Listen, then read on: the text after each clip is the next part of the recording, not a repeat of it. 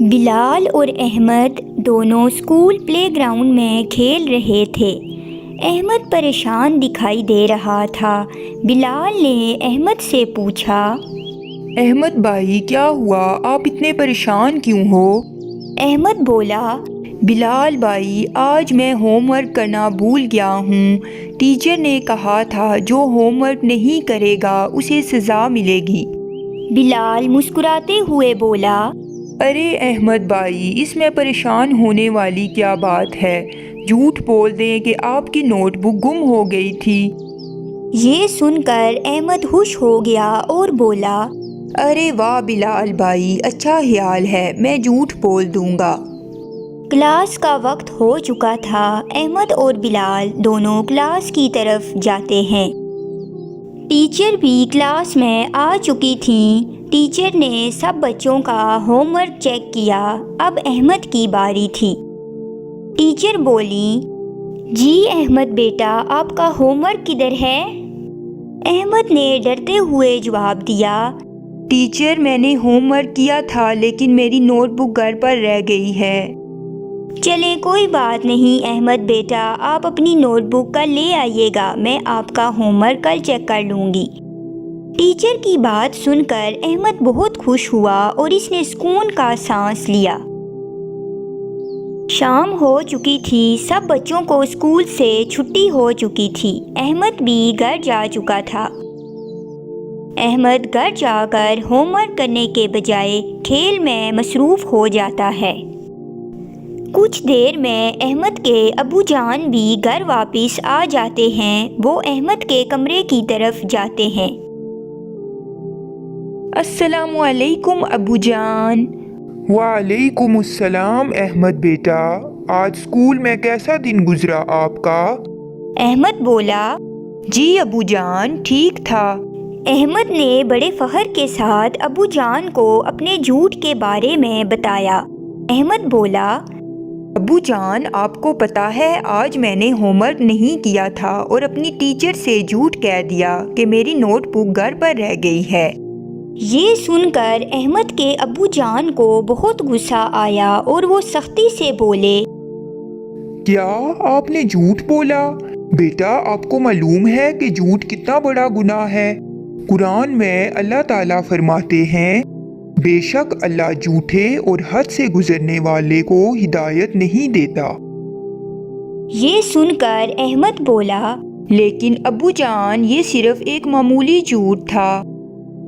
بیٹا کوئی جھوٹ معمولی نہیں ہوتا۔ ہمارے پیارے نبی حضرت محمد صلی اللہ علیہ وسلم نے فرمایا، سچائی نیکی کی طرف لے جاتی ہے اور نیکی جنت تک پہنچاتی ہے، اور جھوٹ برائی کی طرف لے جاتا ہے اور برائی جہنم تک پہنچاتی ہے۔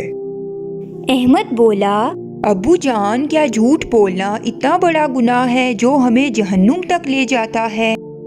جی بیٹا، جھوٹ بولنا ایک بڑی برائی ہے۔ یہ انسان کی عزت کم کرتا ہے اور اللہ کے غضب کو دعوت دیتا ہے۔ اس بارے میں اللہ تعالیٰ فرماتے ہیں، جھوٹ بولنے والوں پر اللہ کی لعنت ہے۔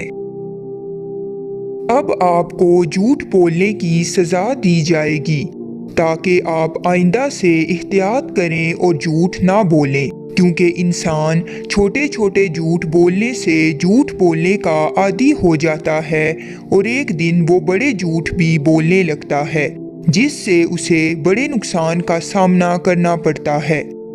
سزا کا سن کر احمد گھبرا گیا اور بولا، ابو جان آپ مجھے کون سی سزا دینے والے ہیں؟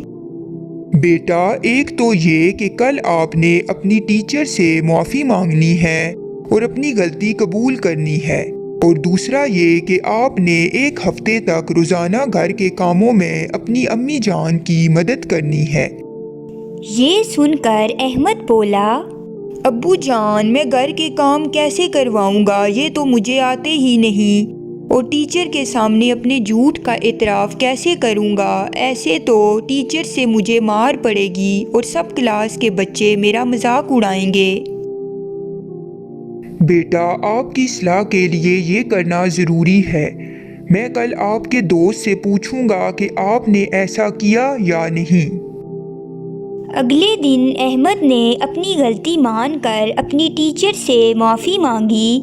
ٹیچر نے احمد کو سزا دینے کے بجائے اس کی تعریف کی۔ شاباش احمد بیٹا، کم سے کم آپ کو اپنی غلطی کا احساس تو ہوا، اب آپ نے آئندہ جھوٹ نہیں بولنا۔ یاد رکھو احمد بیٹا، جھوٹا انسان کبھی کامیاب نہیں ہو سکتا، نہ اس دنیا میں اور نہ ہی آخرت میں۔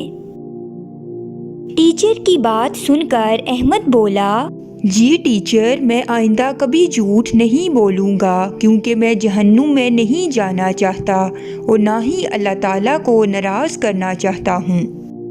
شاباش بیٹا، اب آپ سے اللہ تعالیٰ بھی یقیناً بہت خوش ہوئے ہوں گے۔ پیارے دوستو، ہمیں اس کہانی سے یہ سبق ملتا ہے کہ جھوٹ بولنا وقتی فائدہ تو دے سکتا ہے، لیکن اس کے نتائج ہمیشہ نقصان دہ ہوتے ہیں۔ سچ بولنے والوں کو اللہ تعالیٰ بھی پسند فرماتا ہے اور دنیا و آخرت کی کامیابی بھی اسی میں ہے۔ اللہ تعالیٰ فرماتا ہے، جھوٹ تو صرف وہی لوگ گڑتے ہیں جو اللہ کی آیات پر ایمان نہیں رکھتے، اور وہی لوگ جھوٹے ہیں۔